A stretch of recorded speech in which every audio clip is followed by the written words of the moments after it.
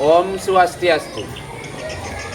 Yang terhormat dosen penguji uji kinerja PPG dalam jabatan gelombang pertama tahun 2024. Perkenalkan, nama saya Komang Arya Astawa, mahasiswa PPG Agama Hindu dalam jabatan gelombang pertama tahun 2024. Dari LPTK Universitas Hindu Negeri I Gusti Bagus Sugriwa, Denpasar, Bali. Dengan NIM 23111181217. Pada kesempatan hari ini, Kamis, tanggal 17 Oktober tahun 2024, saya akan melaksanakan perekaman video pembelajaran real untuk uji kinerja PPG di UPT SD Negeri 172 Padang. Terima kasih. Om Santi Santi Santi Om.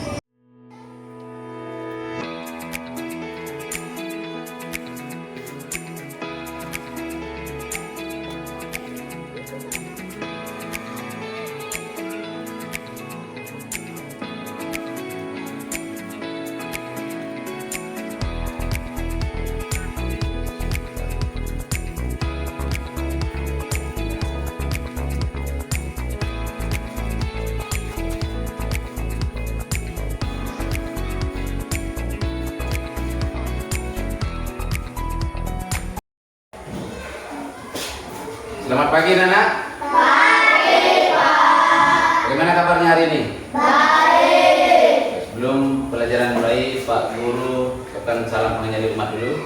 Om Swastiastu. Baik, sebelum belajar, Pak Guru mau ngecek kehadiran kalian dulu ya. Apakah hadir semua? Hadir. Oke, coba Pak Guru cek dulu. Bilangkah hadir semua?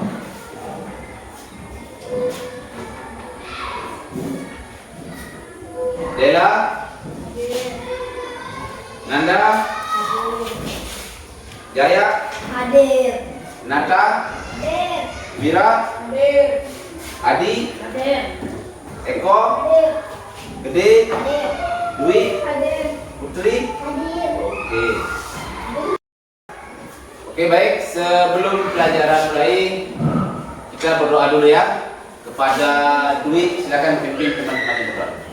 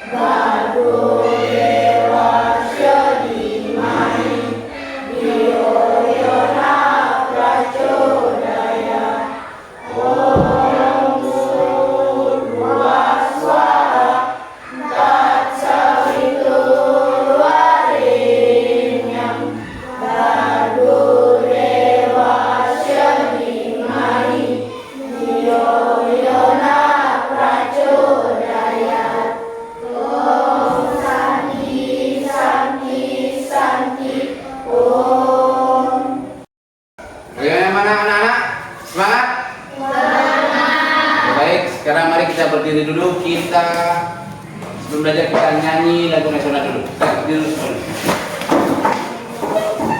Kita nyanyi Garuda Pancasila ya. Di depan ada ya.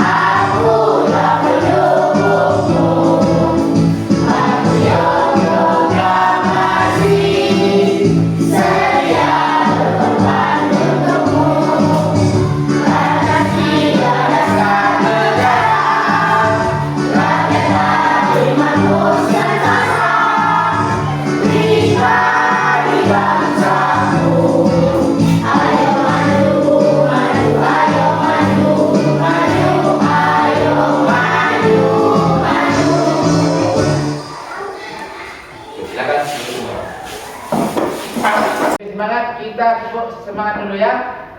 Oke, tepuk semangat. Semangat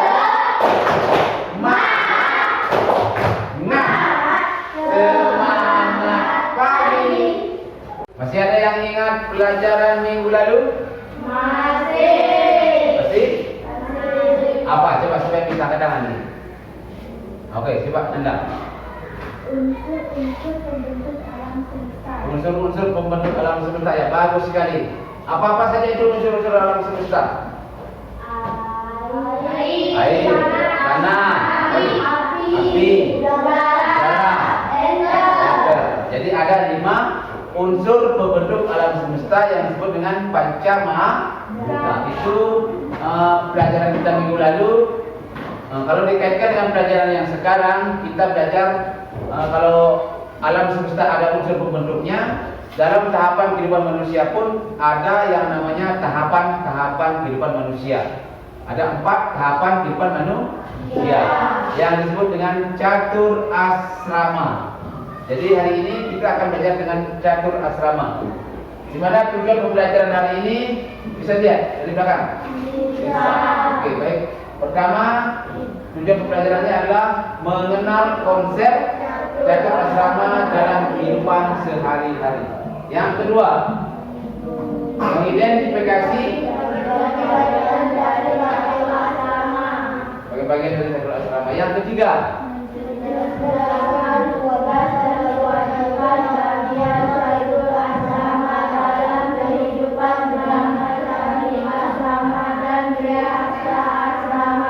baik, pada hari ini tujuan pelajarannya ada 3. Yang pertama itu kalian mengenal, memahami konsep catur asrama dalam kehidupan sehari-hari, pengertiannya dan maknanya, dan kalian aplikasikan dalam kehidupan sehari-hari.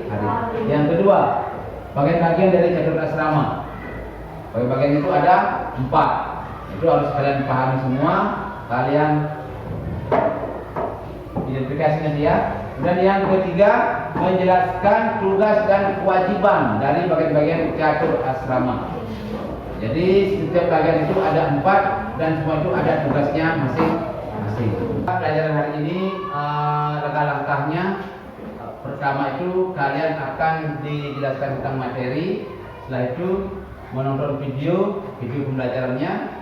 Lalu yang ketiga, kalian nanti akan dibagi menjadi 3 kelompok dan diberikan permasalahan yang bisa kalian pecahkan nanti dan solusinya. Di sini ada Pak Guru, LKPD-nya ada. Di sana dalam LKPD itu ada 4 soal. Kalian dibagi menjadi 3 kelompok ya. Nanti kalian diskusi. Nanti Pak Guru atur teman-teman kelompoknya diskusinya. setelah diskusi baru nanti kalian akan presentasikan ke depan setiap kelompok. Setelah presentasi ke depan, baru tentu kalian akan merefleksi, menanggapi atau menyimpulkan pelajaran kita hari ini. Sebelum masuk ke materinya, yaitu catur asrama. Ada yang tahu apa itu catur asrama? Nah, di sini ada apa punya beberapa gambar. Di sini ada gambar apa? Gambar anak sekolah. Kalau ini gambar apa ini? Orang yang berkeluarga dengan anaknya. Ada yang pergi liburan. Ini kalau ini gambar apa ini? Yang dua ini. Kakek, nenek. Kalau ini yang tiga ini, yang pertama gambar apa? Pemangku yang sedang sembahyang. Yang kedua yang tengah ini orang yang terakhir berapa itu? Berani atau sulinggi. Nah, jadi dari gambar ini kalian bisa mengidentifikasi ini apa dan sebagainya. Bisa? Belum kita lanjut. Itu gambar anak sekolah itu melambangkan apa itu? Masa belajar. Baik, kalian sudah paham. Yang kedua?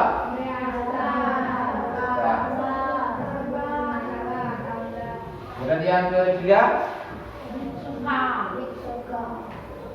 Itu yang keempat suka. Masa mana prasasta. Kalau masa belajar itu apa tugasnya? Yang tahu? Belajar apa lagi? Apa lagi? Kalau yang kalian sekolah ini, apa tugas kalian dalam sekolah ini? Menuntut ilmu, belajar apa lagi? Saya ini cuma saya dua. Apa lagi? Menghormati guru. Apa lagi? Menaati aturan sekolah. Guru siapa yang mau dihormati? Apa katanya guru di sekolah? Selain itu siapa lagi guru di sekolah? Bapak dan ibu orang tua di rumah. Disebut apa di guru? Guru apa? Tahu? Guru rupaka. Bapak ibu guru di sekolah, guru apa? Pengajian. Selain itu apa lagi? Guru siapa lagi? Kan ada 4 guru, 1 guru. Guru swadhyaya. Siapa di guru swadhyaya? Ide Sangyang Widiwasa. Lagi 1. Guru siapa itu guru wisesa? Pemerintah. Ada pemerintahan dari desa, lurah, kecamatan, kabupaten, gubernur, presiden. Seperti itu. Jadi yang di atas itu foto bapak dan ibu bupati dan wakil bupati dan ada juga bapak presiden. Itu adalah contoh guru wisesa. Ada juga pak polisi, aparat keamanan.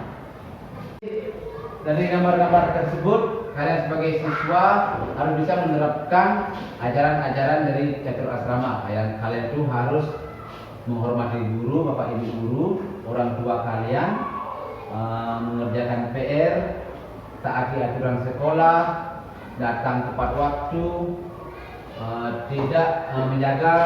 selalu menjaga kebersihan sekolah dan sebagainya. Mengikuti semua aturan yang ada di sekolah. Kalau ada ekstrakurikuler, kita ikuti. Apapun itu aturan sekolah, kita ikuti.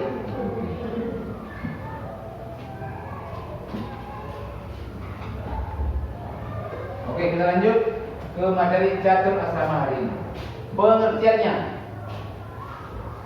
catur berasal dari kata 4. Asrama artinya apa? Tahapan atau jenjang. Jadi catur asrama pengertiannya apa?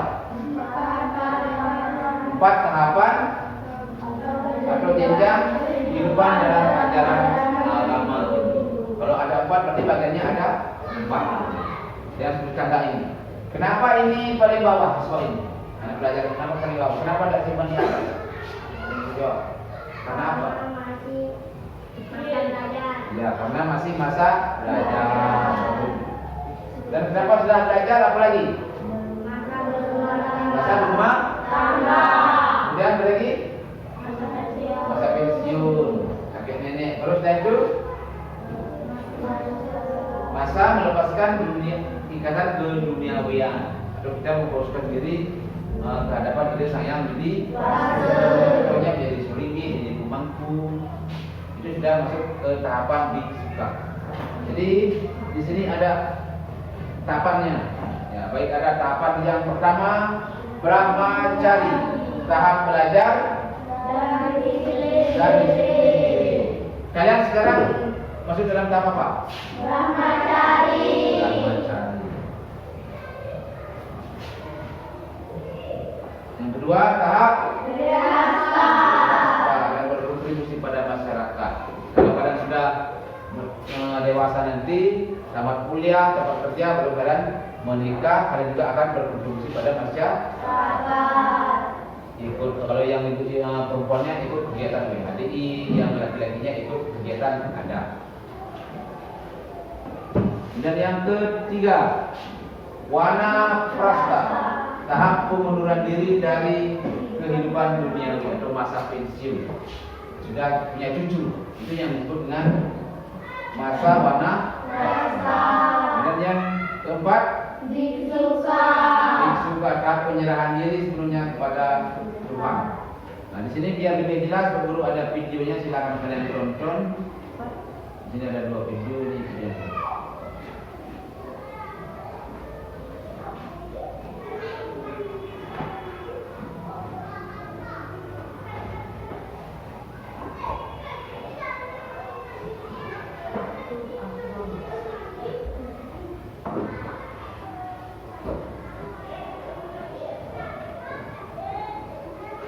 Om Swastiastu, halo adik-adik kelas 5 SD. Gimana nih kabarnya? Semoga selalu dalam keadaan yang baik ya. Nah, pada materi kali ini kita akan belajar tentang ajaran Catur Asrama. Kira-kira apa sih itu Catur Asrama dan apa aja ya bagian-bagiannya? Untuk mempelajari ajaran Catur Asrama pada materi ini, kita akan membagi materi ke dalam 4 submateri ya. Yang pertama, mengenai pengertian Catur Asrama. Yang kedua, bagian-bagian Catur Asrama. Yang ketiga, Catur Asrama dalam kehidupan. Dan yang keempat, cerita tentang Catur Asrama. Apa itu Catur Asrama? Catur Asrama berasal dari kata catur yang artinya 4 dan kata asrama yang artinya tempat atau lapangan. Sehingga Catur Asrama berarti 4 tahapan atau tingkatan tempat yang akan dilewati oleh umat manusia dalam ajaran agama Hindu. Nah, untuk memahami bagian-bagian dari Catur Asrama, gimana kalau kita jalan-jalan dulu yuk? Jadi, perjalanan kita akan dimulai dari masa menuntut ilmu atau brahmacari asrama. Kemudian kita akan menuju ke masa berumah tangga atau grihasta asrama. Selanjutnya, kita akan berjalan kepada masa pelupasan atau wanaprastha asrama. Dan yang terakhir, kita akan menuju ke dalam masa pengendalian dan pengabdian, yakni biksuka asrama. Kemudian masa yang pertama yakni brahmacari asrama. Nah, brahmacari berasal dari 2 kata, yakni kata Brahma yang artinya ilmu pengetahuan dan kata cari yang artinya tingkah laku atau perbuatan. Jadi, brahmacari asrama adalah tahapan atau masa menuntut ilmu pengetahuan, belajar, dan juga bersekolah. Masa ini disebut juga dengan masa Aguro-Guro. Nah, setelah masa brahmacari berakhir, selanjutnya adalah masa grihasta asrama. Grihasta berasal dari 2 kata, yakni kata graha yang artinya rumah atau rumah tangga dan kata staha yang artinya mendirikan atau tinggal. Jadi, grihasta asrama adalah tahapan atau masa rumah tangga atau masa berkeluarga. Tahapan ini umumnya akan diawali dengan adanya pernikahan. Selanjutnya adalah masa wanaprastha asrama. Wanaprastha berasal dari 2 kata, yakni kata wana yang artinya pohon atau hutan dan kata prastha yang artinya berdoa atau berjalan ke depan. Jadi, wanaprastha asrama adalah tahapan atau masa pengasingan diri. Maksudnya, sama seperti masa pensiun dari pekerjaan duniawi dan mulai melakukan pengendalian diri. Nah, masa yang terakhir adalah masa biksuka atau sannyasi. Biksuka dalam bahasa Sanskerta artinya Brahmana. Biksuka asrama adalah tahapan atau masa mengabdikan diri sepenuhnya kepada Tuhan atau ide Sang Hyang Widi Wasa dengan menerapkan ajaran Dharma serta agama. Pembahasan materi kita selanjutnya adalah catur asrama dalam kehidupan. Dimulai dari masa brahmacari dalam kehidupan ya. Nah teman-teman, dalam melaksanakan masa brahmacari ini, kita perlu untuk menghormati 4 guru yang ada di kehidupan kita. Yang pertama adalah hormat pada guru Rupake atau orang tua di rumah. Yang kedua, hormat pada guru pengajian atau ibu bapak guru yang ada di sekolah. Yang ketiga, hormat pada guru wisesa atau pemerintah. Dan yang keempat adalah hormat pada guru swadhyaya atau ide Sang Hyang Widi Wasa. Selanjutnya adalah grahasta dalam kehidupan. Nah teman-teman, dalam sebuah keluarga, ayah dan ibu memiliki peran yang penting dalam membina rumah tangga. Tujuannya adalah untuk menciptakan keluarga yang berguna bagi masyarakat, nusa, dan bangsa. Nah teman-teman, selanjutnya adalah wanaprastha dalam kehidupan. Ternyata menjalankan wanaprastha itu memberikan kita banyak manfaat loh suatu saat nanti. Yang pertama adalah mendapatkan ketenangan jasmani dan rohani. Yang kedua, pengabdian dan berbagi kebajikan dengan sesama. Dan yang terakhir adalah menjauhkan diri dari segala ikatan keduniawian. Dan yang terakhir adalah biksuka dalam kehidupan. Nah, kehidupan biksuka pada saat ini sering dicontohkan oleh mereka yang menjadi pandita atau sudinje di zaman sekarang. Melepas dari kata duniawi, mulai menekuni ajaran dharma dan agama, hingga mendedikasikan diri sepenuhnya kepada ide Sang Hyang Widi Wasa. Wah, ini materi terakhir yang akan kita pelajari dalam materi catur asrama, yakni tentang cerita yang berkaitan dengan ajaran catur asrama. Cerita ini berjudul Kisah Keberhasilan Sang Arjuna. Dan dalam Mahabharata dikisahkan bahwasanya pada saat Arjuna kecil, ia belajar di perguruan Asidrona. Pada saat itu, Arjuna mendedikasikan dirinya untuk menyelamatkan Asidrona dari ancaman maut yang mengancam keselamatan sang resi. Atas kegigihan dan juga bakti kepada sang guru, Arjuna diberikan hadiah berupa panah oleh Guru Drona. Nah, Guru Drona sangat menghargai usaha serta bakti sang Arjuna. Nah, dari kisah tersebut mengajarkan kita bahwasanya kita penting sekali untuk melaksanakan bakti kepada sang guru, lebih-lebih pada saat kita ada dalam masa brahmacari. Nah, semoga cerita tadi dapat memberikan kita sebuah tuntunan ya, bagaimana menjalani salah satu jenjang dari ajaran catur asrama. Nah teman-teman, ternyata pembahasan kita pada materi catur asrama sudah selesai loh. Terima kasih ya sudah menyimak materi dari awal sampai akhir. Semoga ilmunya bisa berguna untuk kita semua. Terima kasih, sampai jumpa. Om Santi Santi Santi Om.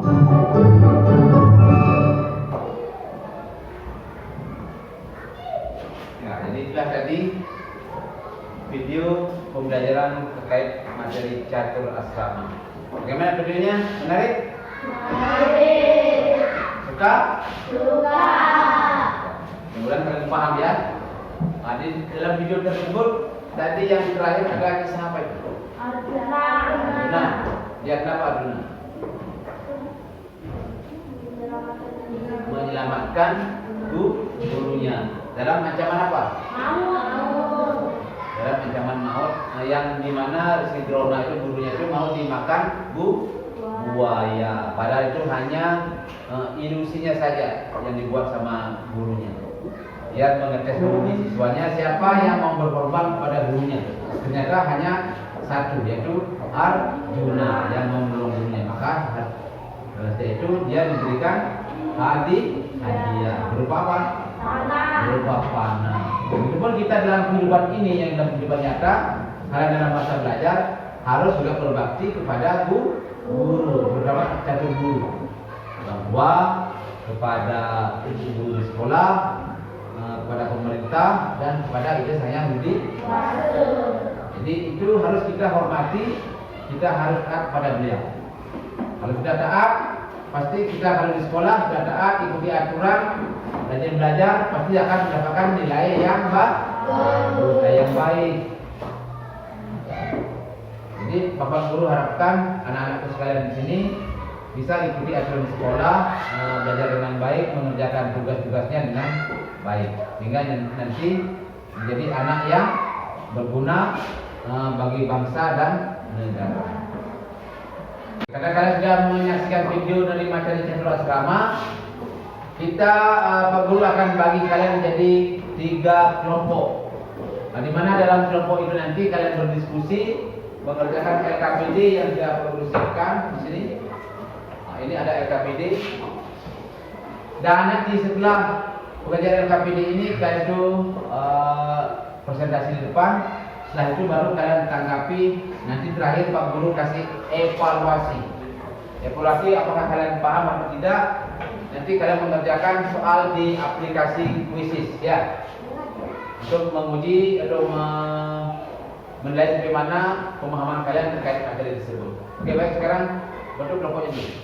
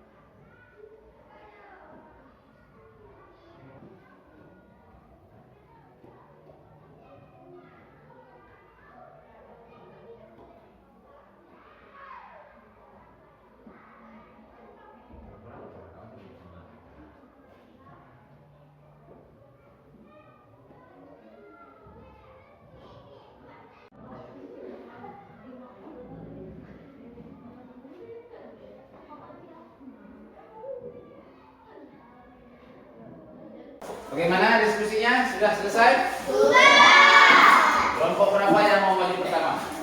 Ayo, siapa yang berani? 2, kelompok 3. Oke, silakan. Kelompok 3 maju.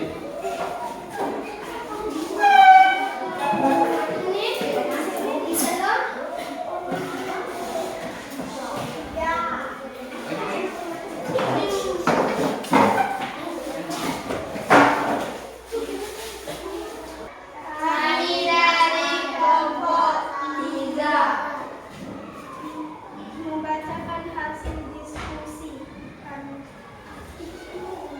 Om Swastiastu.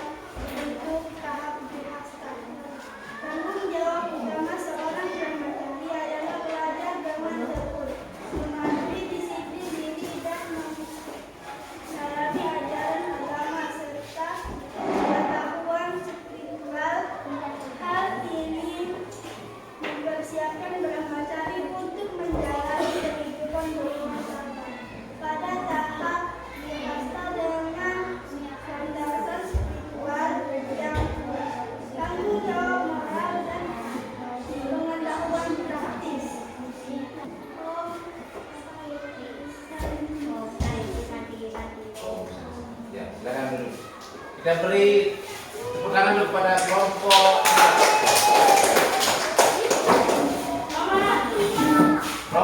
apa?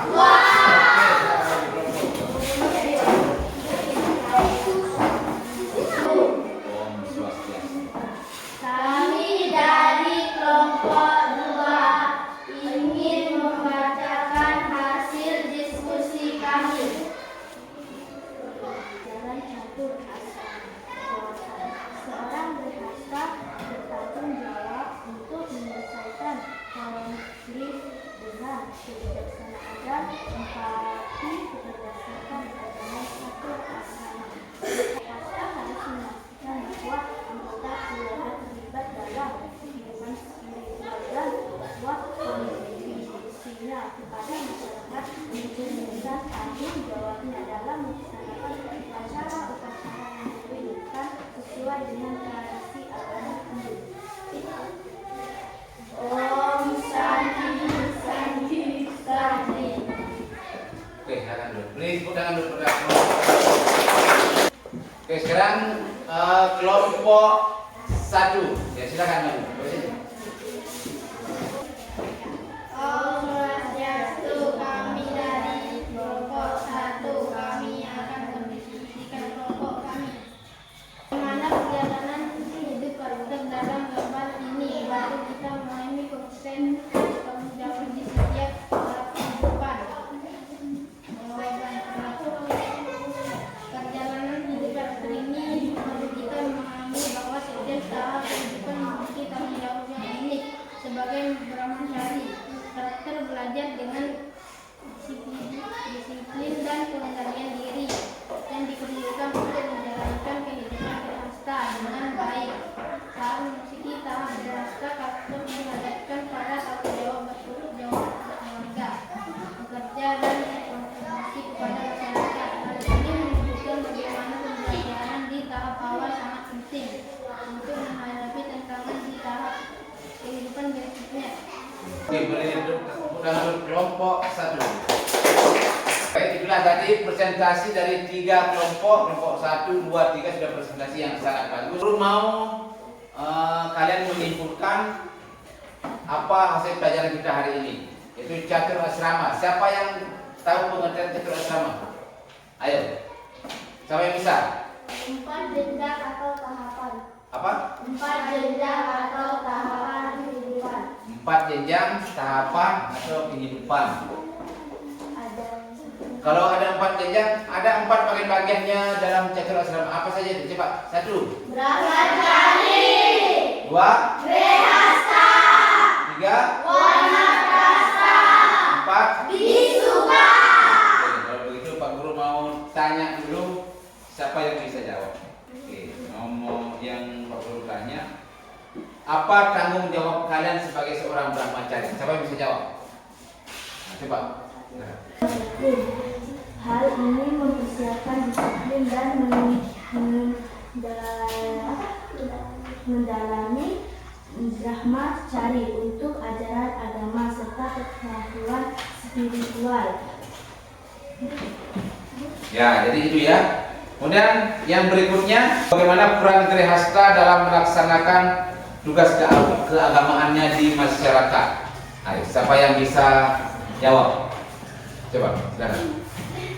Tujuan dari ritual ini adalah untuk menjaga keseimbangan spiritual antara manusia dan Tuhan, serta untuk melaksanakan tanggung jawab Grehasta sebagai kepala keluarga dalam menjaga nilai-nilai keagamaan. Perlu simpulkan catur asrama itu adalah 4 tahapan berjenjang dalam kehidupan agama Hindu, yaitu brahmachari, masa menuntut ilmu, yang kedua grehasta, masa berumah tangga, yang ketiga wanaprastha, masa pensiun, yang keempat bisuka. Ya, jadi kewajiban kita sebagai siswa yang sudah Pak Guru sebutkan tadi, sebagai di rumah kita itu wajib membantu orang tua dalam kehidupan masyarakat. Kalau di rumahnya orang tuanya sibuk, kalau ada adiknya yang kalian bantu jaga adik. Ingat juga waktu belajar. Kalau sore ingat yang walaupun laki-laki perempuan ingat bantu orang tuanya menyapu, cuci piring, tidak ada masalah, angkat jemuran, itu semua pekerjaan dilakukan oleh laki-laki perempuan sama saja karena kita membantu orang tua.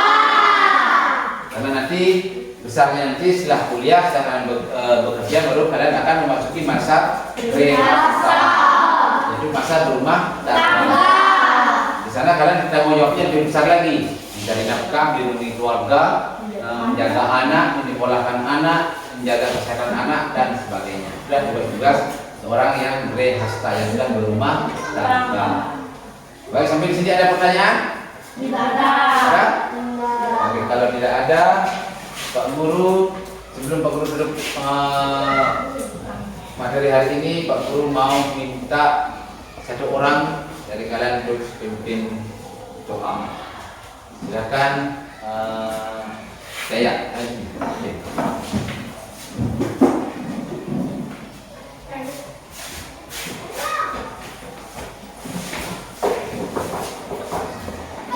Semua mengambil sikap pada saya. Berdiri.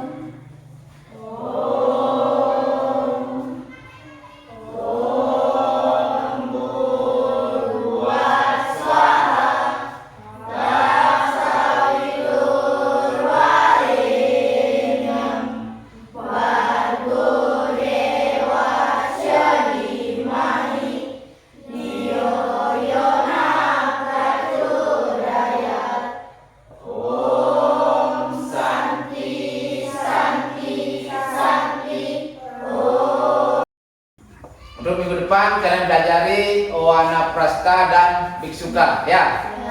Oke, baik. Sekarang Pak Guru tutup pertemuan hari ini dengan mengucapkan Om Santi.